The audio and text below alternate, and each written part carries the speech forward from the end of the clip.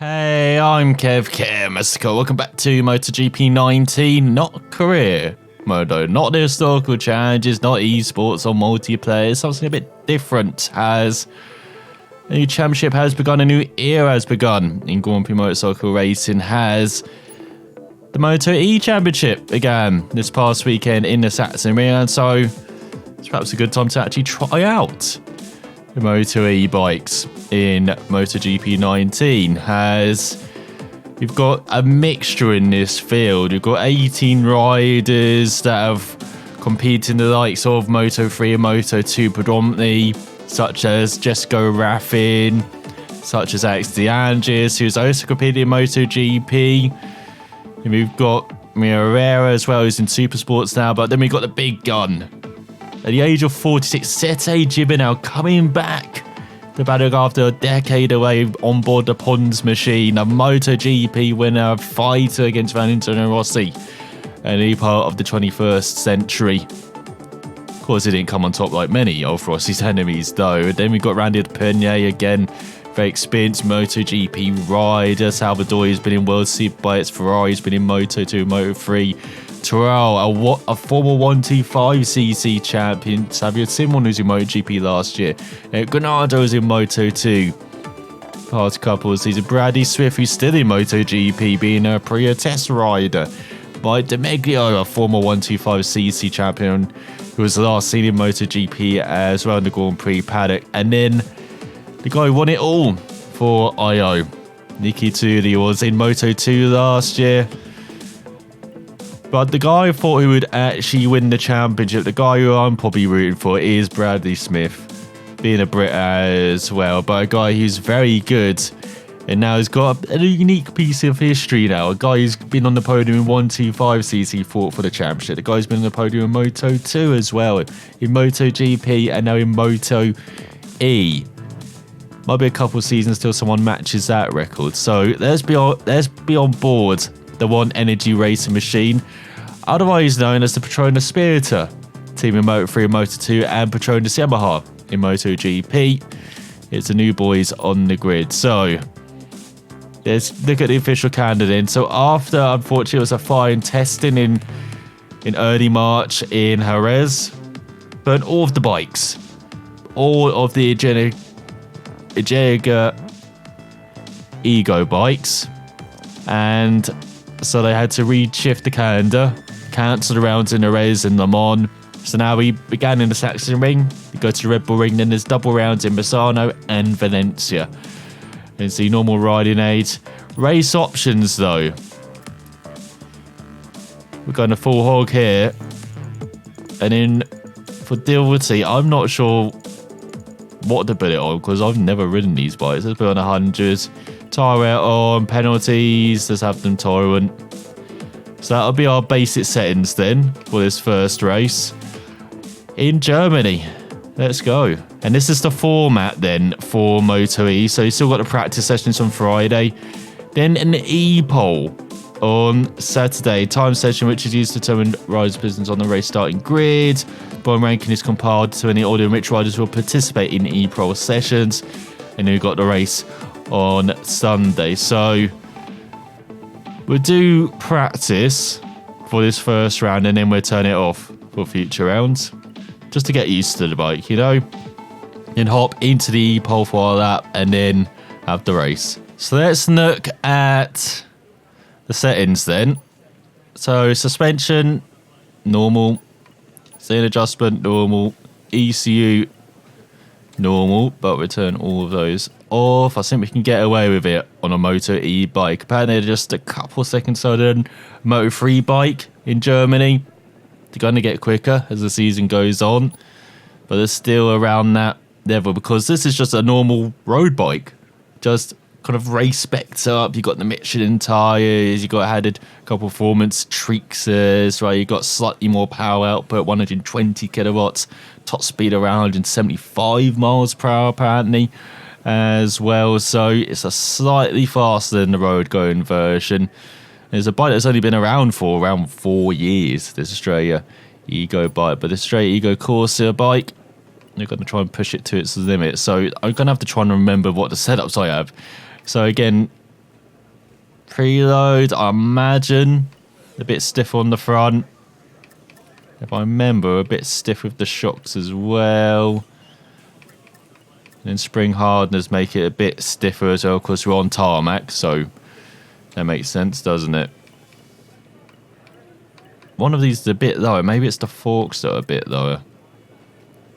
So plus makes the bike more responsive, negative makes the bike less responsive. Should we turn the fork down?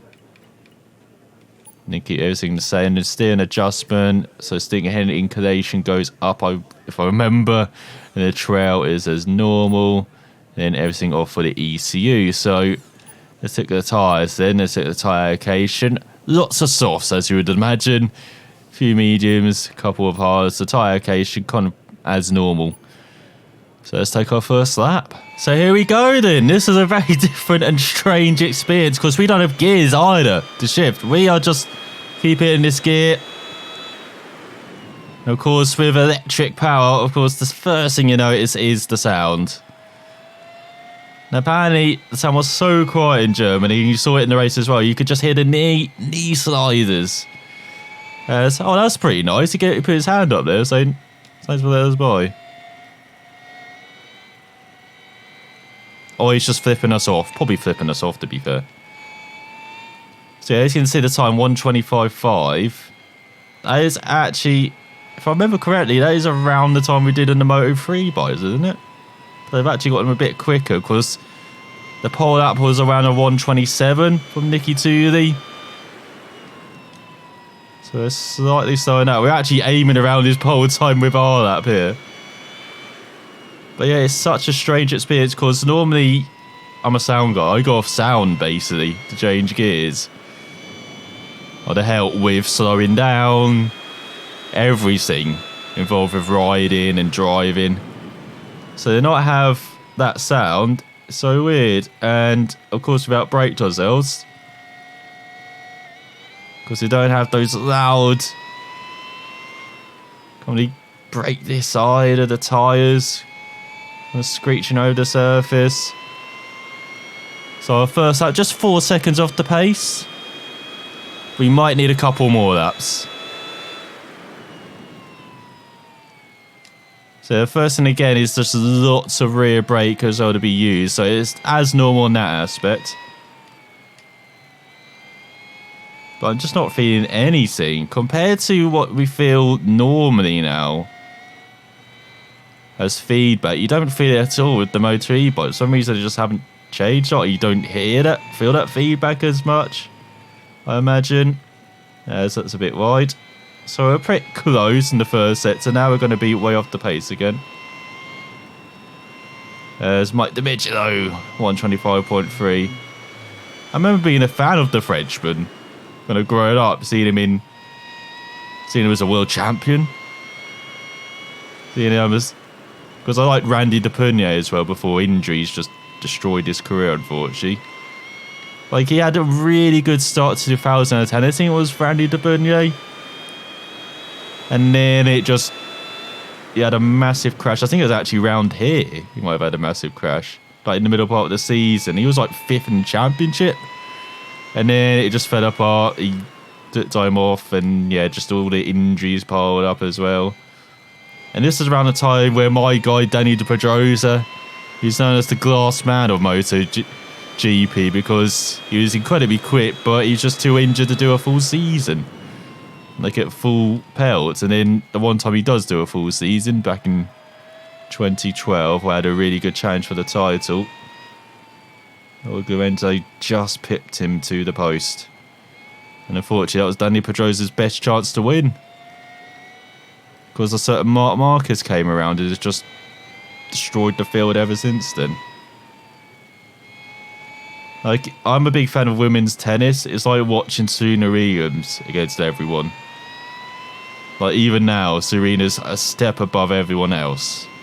That's what Marc Marquez is compared to everyone else. He's just got a little bit more in the locker. As much as Dovi's my guy now, even I've got to admit, Dovi... He's not good at playing on the back foot. He likes it on the front foot. This is his riding style, and he's Not going to get that on the Ducati, unfortunately. So we're good in the third sector.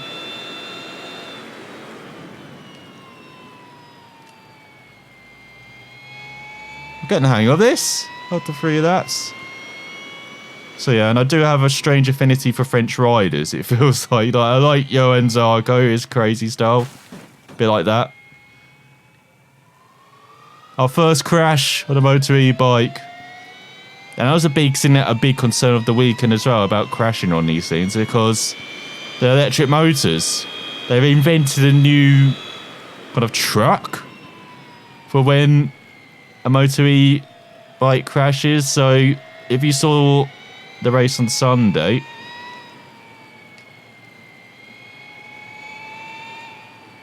you saw when Salvadori crashed, like the marshals didn't touch the bike. They've got to wait till there's a green light on there, then it's safe to touch the bike.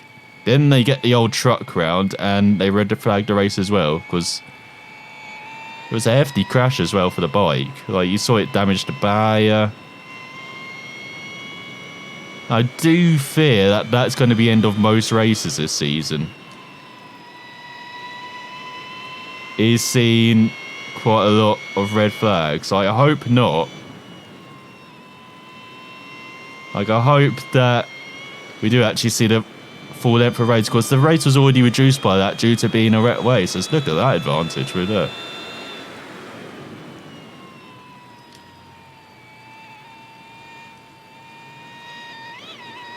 So I hope that's not the case for remaining rounds in the Red Bull Ring, which will be fascinating on these bikes, because these are traction machines, torque machines. That is what electric power is. Well, it doesn't have the straight line speed as you do a 26 flat. That's not too bad. I know we're just 17th. Shows how close the field is compared to real life. I thought it would be like Moto3. Oh, you were wrong, Moto. You were definitely wrong. Definitely is a bit more wide open. Here we go. We're getting the hang of this. Getting some rear in action going. Basically, it is just rear brake simulator. It feels like to stop this bike. And we're using the brake quite a lot. As I said, this thing's got traction. It doesn't have straight line speed. It's all about that. All about that torque. Out the corners. 0 to 60 in 3 seconds. Absolute beast. Look at this. Now we're motoring. Got the second sector nailed. Oh, you definitely have to brake in the middle of that sector. And you can't go flat out through the waterfall as well. You have to do a slight lift. Goes with 2 tenths up. You take the top spot, we're going immediately to the E-pole. Which we're not. So we might as well end it. I think we're ready now. We've got the hang of things after a few of that. So Mike DiMeggio at the top ahead of Salvadori. Then you got Depurnier, Josh Hook, normally known for his superbike antics, especially in the World Endurance Championship, a champion there.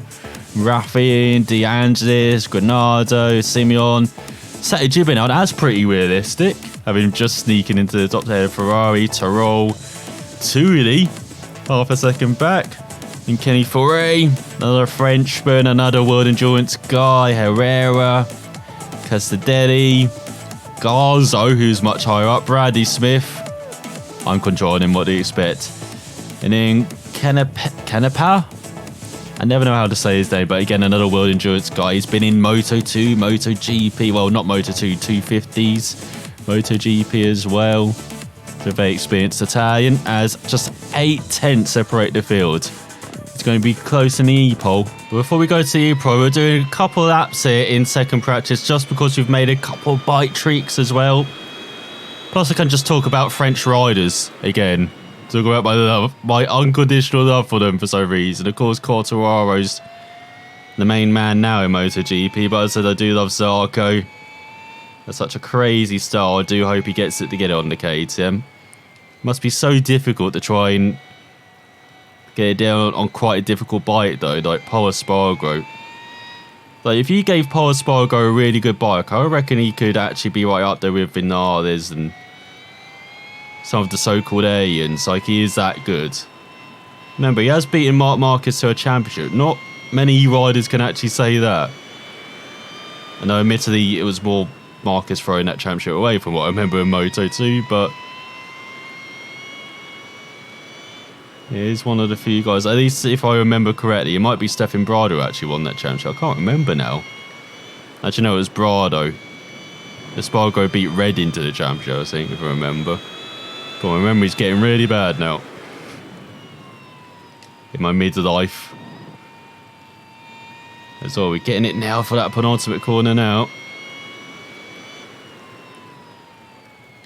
So we just changed the springs slightly, made them a bit softer, lowered the ride height slightly. And look at that, 25.6 right out the bat. Much better. And I do love the dash on these things as well. Looks so cool. And I love the sound as well. Like, if you saw the race on Sunday, like with it, the clashing of the knee scrapers and just the combination of the sounds, it was, I'm going to say it was electric, but I had to do it, okay? What about the cheese here? Yeah, talk about other French riders then. So you've of course got Dimeggio here for a... Also growing up.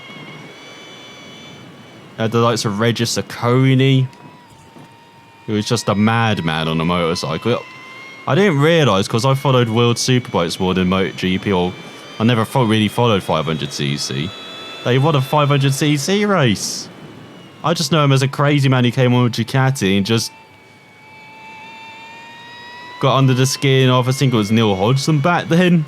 Like, being a Brit, probably shouldn't have liked the Coney, but I did. He was he had a crazy style for so many French riders. And in Loris Baz in recent years as well. I do miss him in my MotoGP bike. Mr. Lanky. But it's great to see that he's had some success on World Superbike since returning. And again, he was another Frenchman in World Superbikes who got under the skin of a Brit teammate. I think it was it Tom Sykes back then? Or was it Jonathan Ray? Or both of them? Probably both of them. But yeah, that's why he went to MotoGP, if I remember.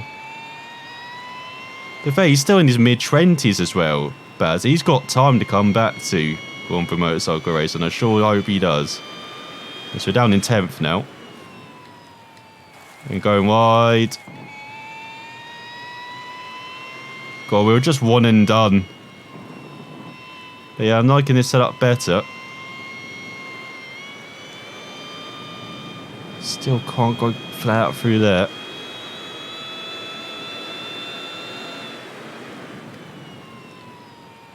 There's a bit more of a feel for the limit on the brakes, which is good. That's the main thing I need. So yeah, French riders, great. Olivier Jack as well. The Kawasaki. And like before Depunia, he was the guy who always get kind of injured as well, unfortunately, I remembered from those days. But again, Dimeggio at the top ahead of Raffin. Then Salvadori, Granado, Hook, Gibinau up to 6th now. Depunia, Ferrari, De Angelis, Simeon. There's Bradley Smith in 11th. No, just under half a second back and he's in 11th. There's now 9/10 separate the field. We're getting lax here.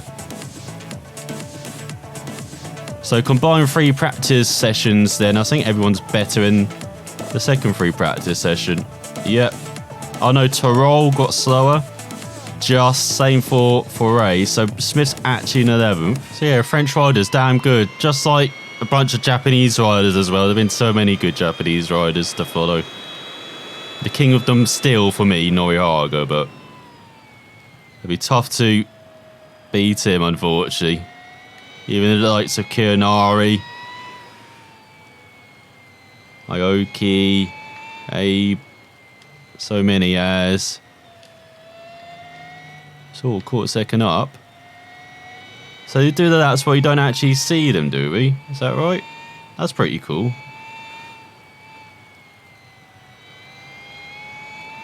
So get nicely on the power. Now we change this. steering alignment slightly just to make it a bit more responsive. So if that actually works. So go nicely up the hill. Clipping all the curbs. Too much curb. Still just up though. So go downhill.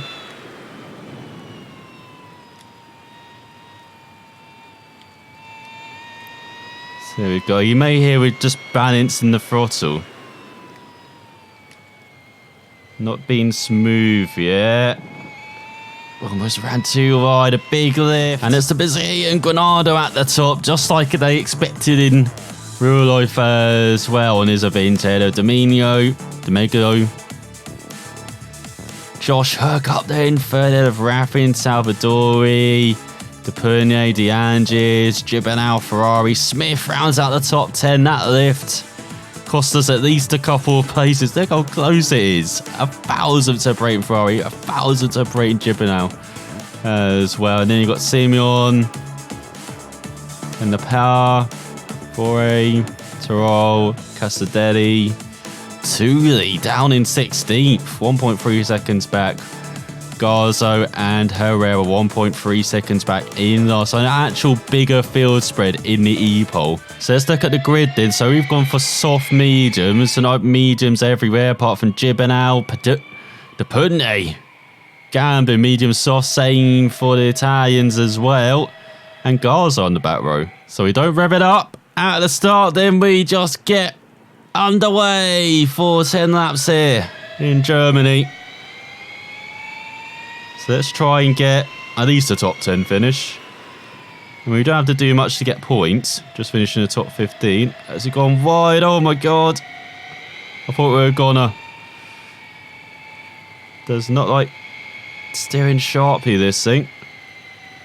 Got to be so smooth and gentle. Not be on the curbs too much. There's hello. Oh, hello.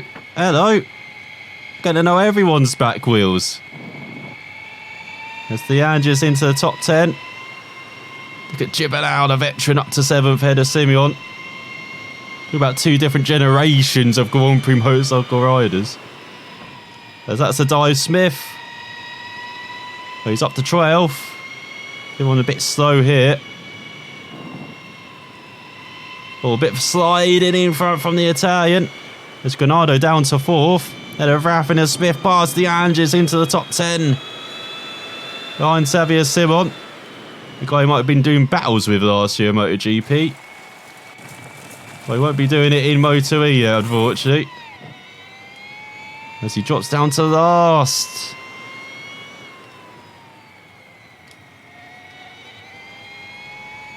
As Hook does a 25.9. He's leading the Australian ahead of De Meglo, Salvadori, Granado and Raffin. So I've mentioned the MotoE race quite a lot. Let's actually talk about it then. So, as I say, it was shortened because it was declared a wet race from a dry one. And it was a pretty tasty affair. I really did like the racing, actually. I saw quite a lot of passing. Much more than I expected. I didn't keep a close eye on pre-season testing, but yeah, two did a fin at the top with Io. Because you didn't know there's, I don't want to say it's like a charter system, but basically Donna offered the satellite teams for MotoGP, so the likes of Avintia, LCR, Pramac, kind of like 2 slots in the grid, and then we had the Moto2 teams come in, or like Dynavolt, Mark VDS, and IO, who are normally known as being with KTM. We had all those come in as well with like single entries, including Petronas Spirited, because they weren't really the MotoGP team last year, and all these were offered. We go 24-7, 25-7, a second back. But we were 7/10 behind Render's here. So yeah, that's why you got this field of 18. Not how you got it.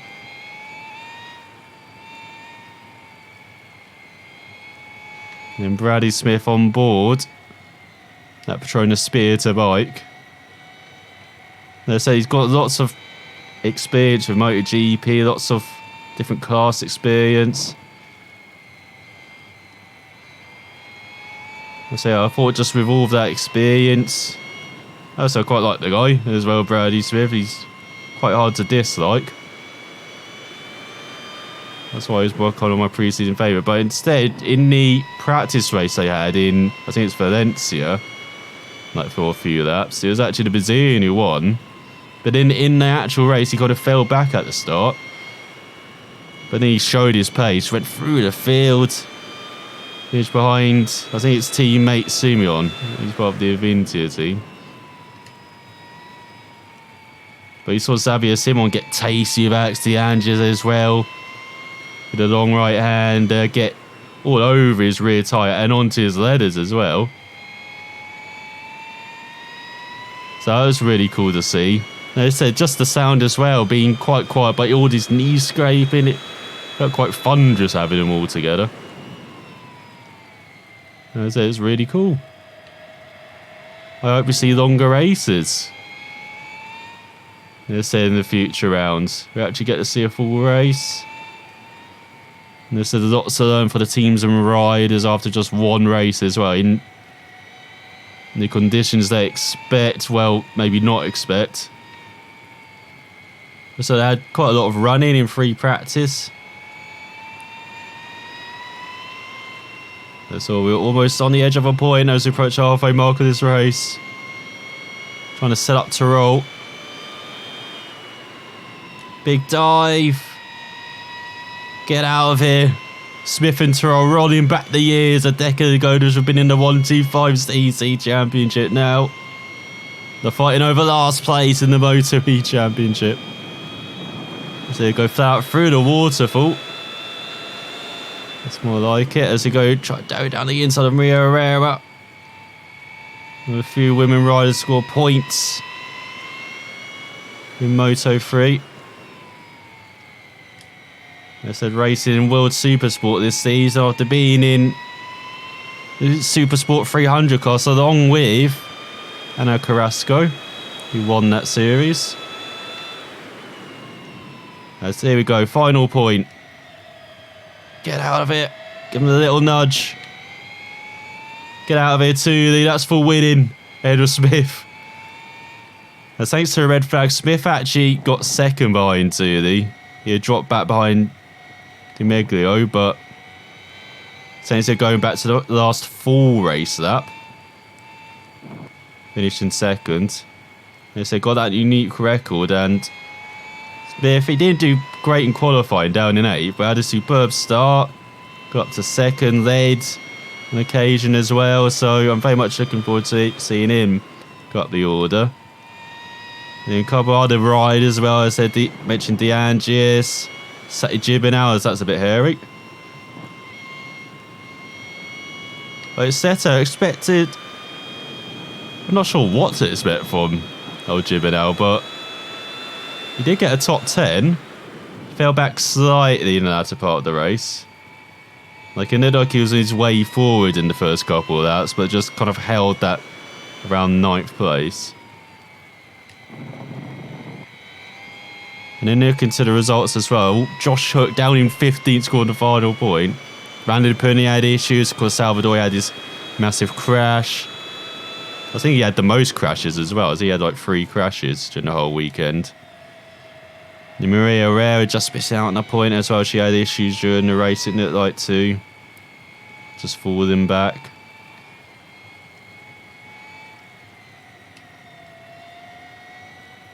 And then you had the likes of Raffin down in 30th. But I expected more from the Swiss rider. I know he wasn't the most exceptional Moto2 rider, but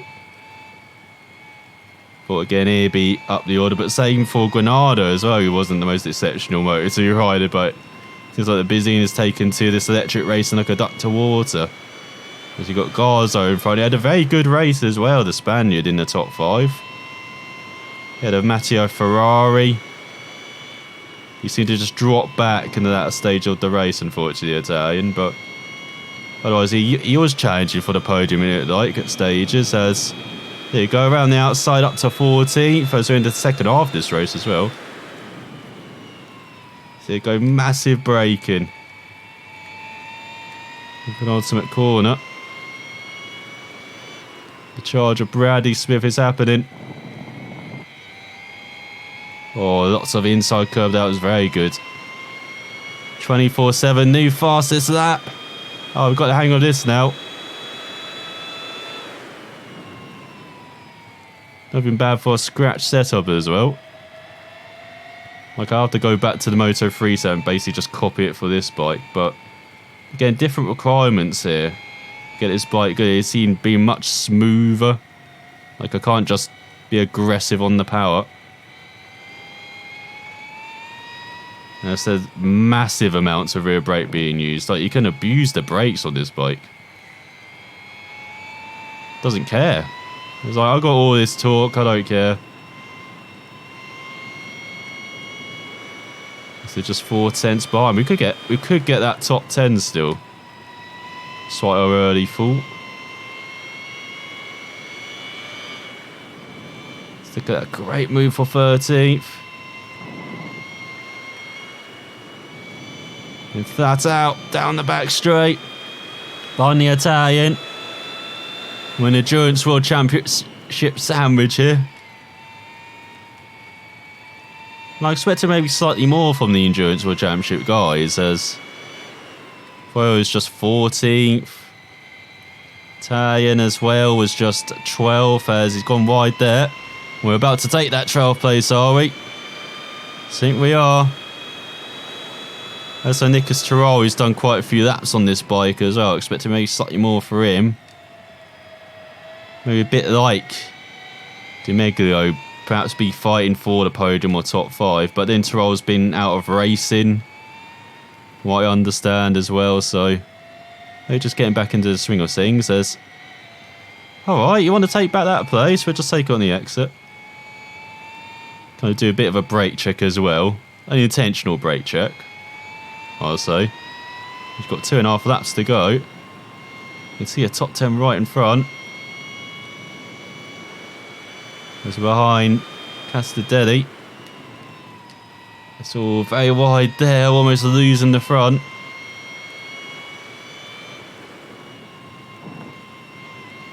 Yes, there we go, that's better. Once felt like I was hustling the bike through there. Just caught up a second behind, easily by. Easily. Oh no, he's coming back. Smith holds on for 11th. And now there is the top 10 dream in front. 2 laps to do it. As you get on the power hard, up the hill.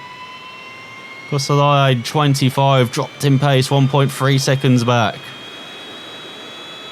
So yeah, I think we've actually talked about everyone, talked about the race being decent. As I said, just hope it continues to grow and expand this MotoE series, a bit like Formula E. Like the first season, you weren't really sure what to expect with Formula E, but again, just hopped on board the bandwagon immediately.